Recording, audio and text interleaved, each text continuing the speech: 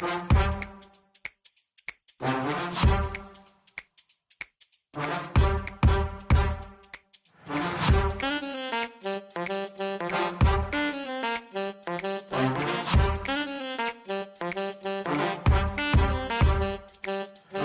I'm Mike Maloney, and welcome to another CSRM podcast. Today's episode is hosted by Dr. Greg Linville. Well, hello, everyone, and welcome to another CSRM podcast as we continue to break down the book called The Saving of Sports Ministry. I'm joined yet again by Dr. Greg Linville and also with Scott Stedman as we continue to talk about this exciting new book, the fourth in our series. We encourage you, if you missed the last podcast, go back and review that. We kind of laid a foundation for this book and also kind of talked about where we have been. And we really clearly defined with common language what the sports outreach movement was all about. And then we talked about, well, this title of this book is important because not only are we going to talk about, what salvation looks like, we'll get into that, but we want to rescue or save sports ministry in the local church. Greg, I know in the book here, I've got it open in front of me. In the preface, it asks a very important question. Do we have a future or a past? If you're a part of a local church like I am, sometimes we fall in love with the glory days. When things were going well with the church. But very specifically, Greg, you mentioned this last time. If we think back to the late 90s, early 2000s, and I broke into ministry in the early 2000s, so I got to see this firsthand. The churches were exploding. In our country here, after 9/11, September the 11th, when that all went down, we saw the doors open for a lot of churches and people interested in spiritual things.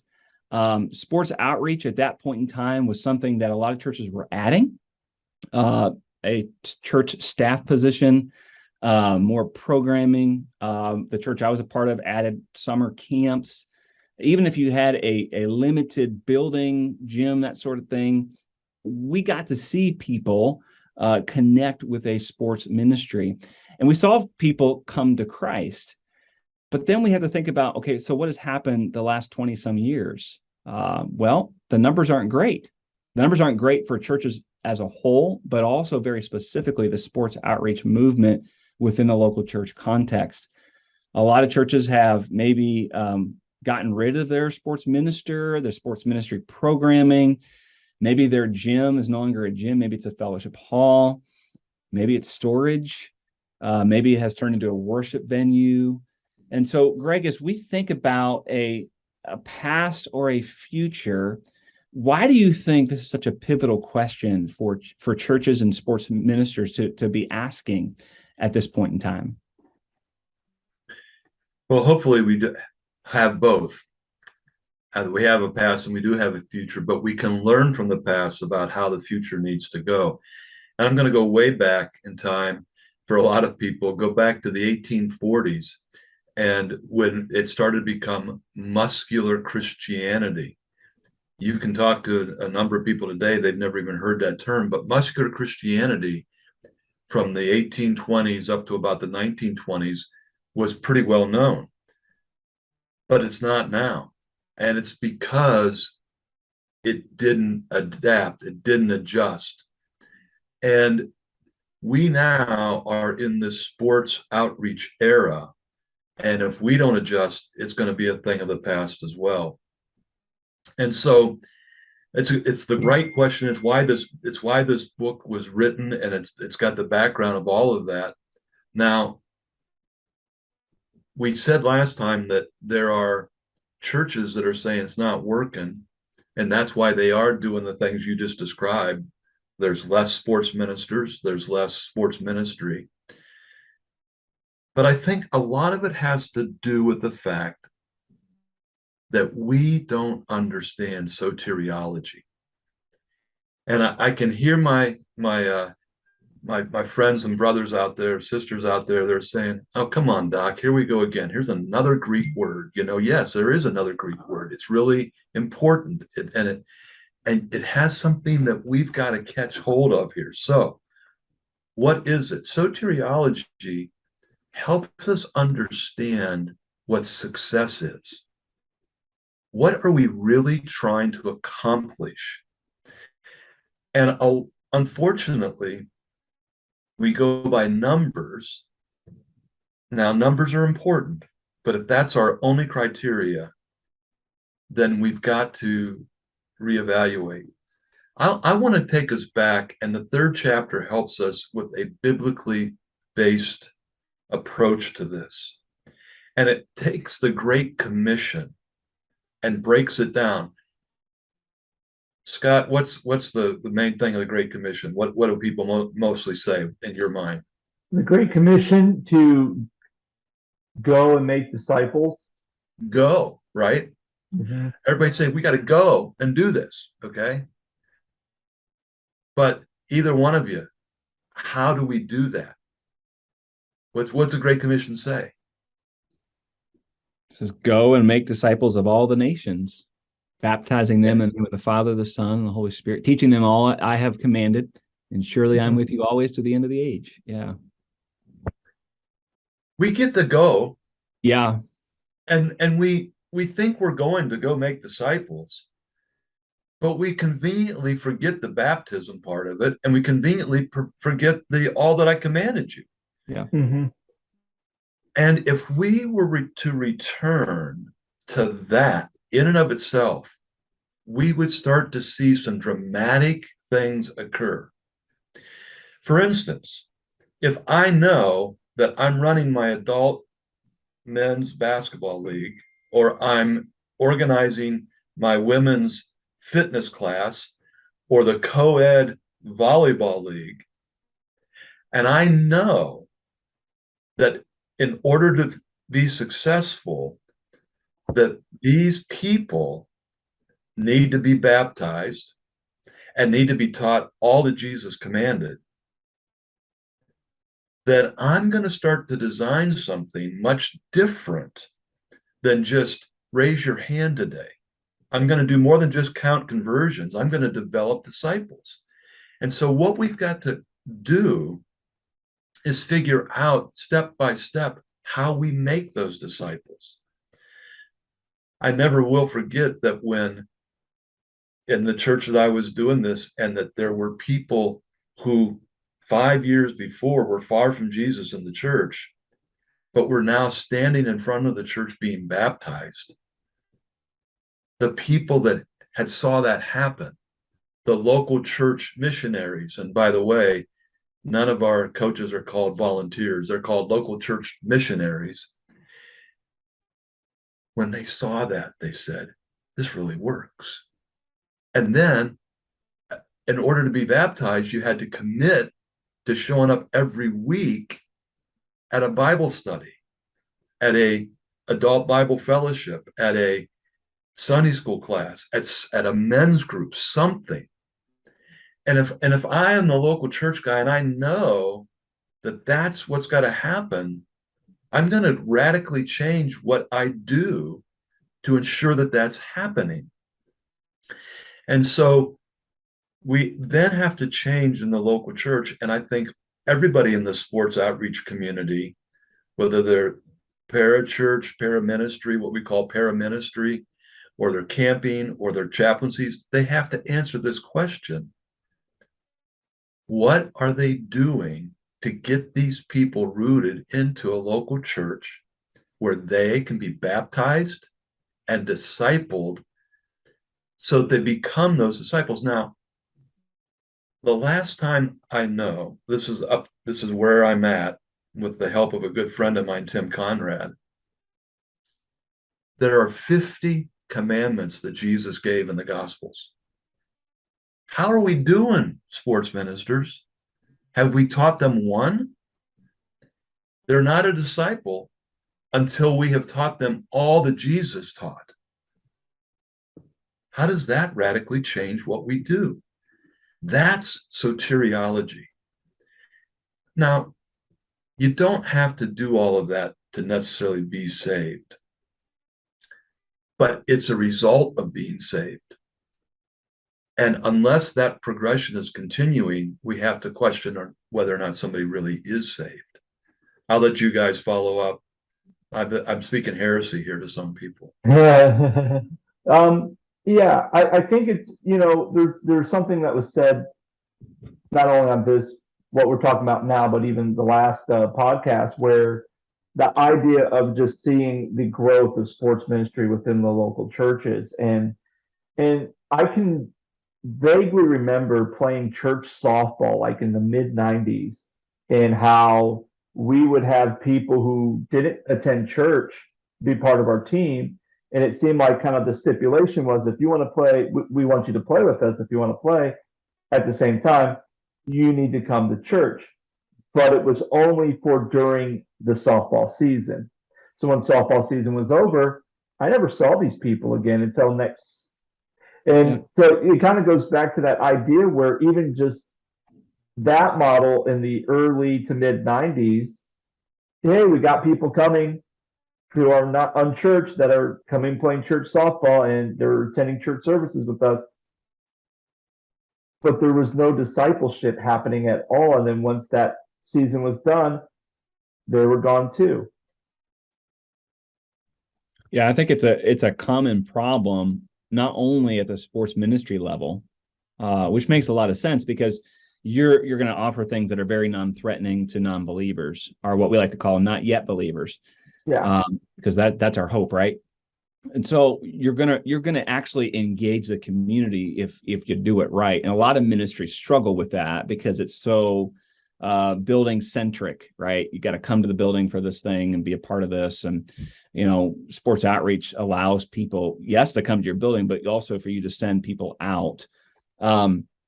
I love the tension of this conversation. And Greg, you talked about speaking heresy, but our listeners on this podcast, there are people who believe, in their once saved, always saved. And there's others who believe that's not the case. And so wherever you are with that, I think we still need to evaluate how can we move, because this is a common problem in the church as a whole. How can we move people to a dedicated disciple of Jesus Christ? Well, the Great Commission tells us that. Yes, there are 50 commands from Jesus, as you mentioned earlier, but the Great Commission are our marching orders. And if we don't get this right, then we're messing the whole thing up. And so whatever we believe about salvation, okay, we like to go, and maybe we even do like to see the baptisms or some sort of expression of someone committing their life to Christ. But Greg, you're exactly right. We fail on the teaching part. Big time. And I think a lot of it is because of the models of the late 90s, early 2000s, because they did draw a crowd. And because sports ministers got so busy with those crowds, running more leagues, ordering more jerseys and t-shirts and balls and all the stuff that we have to do on a daily basis, we forgot about people. And people are our greatest resources. And we want to see people grow in their relationship with Christ and then show fruit. Live because they are saved, living for Christ. And so I think the opportunities, if we get, as a local church sports minister, if we get some sort of, and I won't even use the word program, some sort of plan in place where we can move people from our camp, our league, whether it happens on site or off site, and we get them into a worship service. And then we have a plan, okay, on our calendar, we're going to invite them to our Christmas Eve service or to our end of the season festival. Greg, I know you've talked about this. And then we've got a plan to move them. Hey, if they'll come to our new member class just to learn more about the church. And then when they do give their life to Christ, then if there is some sort of baptism or something that goes along with that in our church movement, we want them to be a part of that. And then we want them to learn more about being a coach in our league and how they can pour into others the way that they were poured into. If we can develop a simple pathway, I'll use that word, in our sports ministry, and then bring that to church leadership, that makes the whole church just way more healthy. And then we're doing what the title of this book is all about. We're saving our sports ministry, and then we're helping people to truly experience a saved life. So, Greg, I think you bring up a very good point. The Great Commission is there for a reason. Yeah, and what you just outlined, our author P.F. Myers puts in his book, which is the ninth book in the series about the life of the shoe. It's a win, build, send. A reach, a win, a build, and a send mentality. And so we have a lot of terminologies, and these are coming up on your screen, I'm sure. But one of them is, what is your success statistic? Obviously, if somebody raises their hand, we want to record that, and that's a success. But I think while we need to appreciate that and praise God for that, we need to see that then as a step towards the end success statistic, and that is, who is the disciple? Who's a dedicated, lifelong disciple? As you said last time, Dan, rather than having a day's decision that Jesus feels kind of good today, but a dedicated lifetime disciple. And we talk about that in our 5 Bs, that they belong to the sports community first. It's out of that they believe. They see the gospel in action, they hear it, and then they believe in Jesus and they trust in him for their own personal Lord and Savior. And then they get baptized. And to your point, Dan, there's some different theologies about this stuff, and one of them is about baptism. And some of our traditions baptize infants, and they say, well, that doesn't fit us. But even in your tradition, if you're an infant baptism group, you still have a time of confirmation, that when you come to an age that you confirm your baptism. And so that's so important to have that public, whether it's actually a B, baptism, or a C, confirmation, it's still the third step. And then you begin to behave differently because you're learning what Jesus commanded. And then because of that behavior and baptism and belief, you become that lifelong dedicated disciple.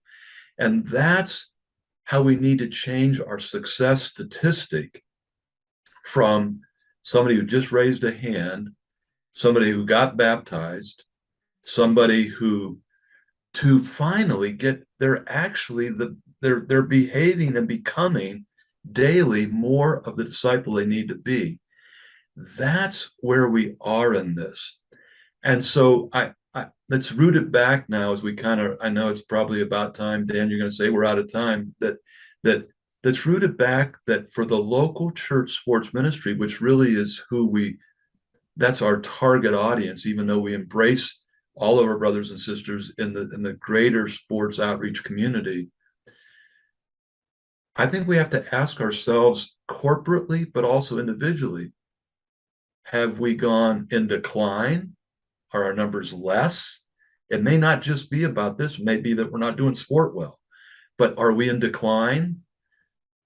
Have we plateaued? Or are we growing?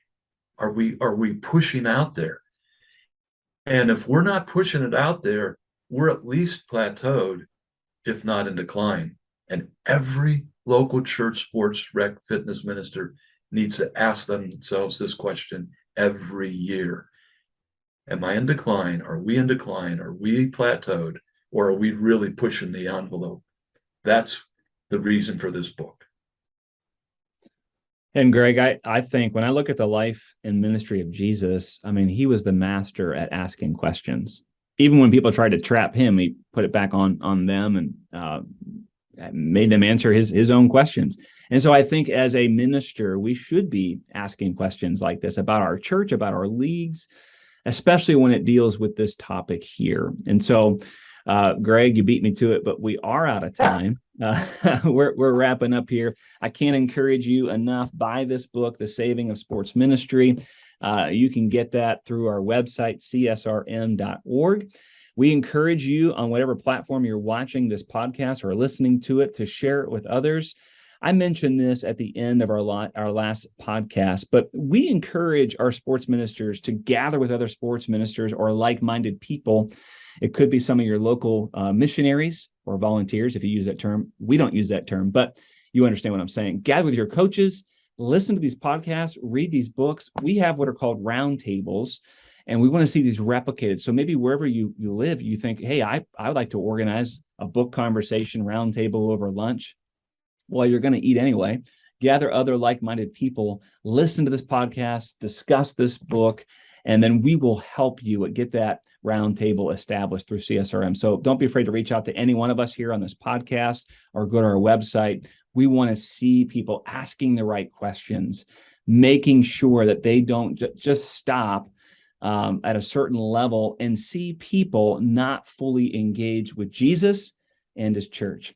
And so you'll have to stick around for next week's podcast as we continue to dive into the saving of sports ministry. Thank you so much for your time here today, and we'll catch you next time. Take care. The CSRM podcast is a production of CSRM and their production house, Overwhelming Victory. Dr. Greg Linville is the executive producer, and Scott Stedman is the associate producer and editor. To learn more about CSRM, visit csrm.org. For more information about Overwhelming Victory, visit overwhelmingvictory.org. The CSRM podcast is the flagship member of the podcast network Overwhelming Victory Radio. For more information on Overwhelming Victory Radio, or to listen to our partner podcasts, visit overwhelmingvictory.org/OV Radio. For CSRM Podcasts, I'm Mike Maloney. Have a blessed day.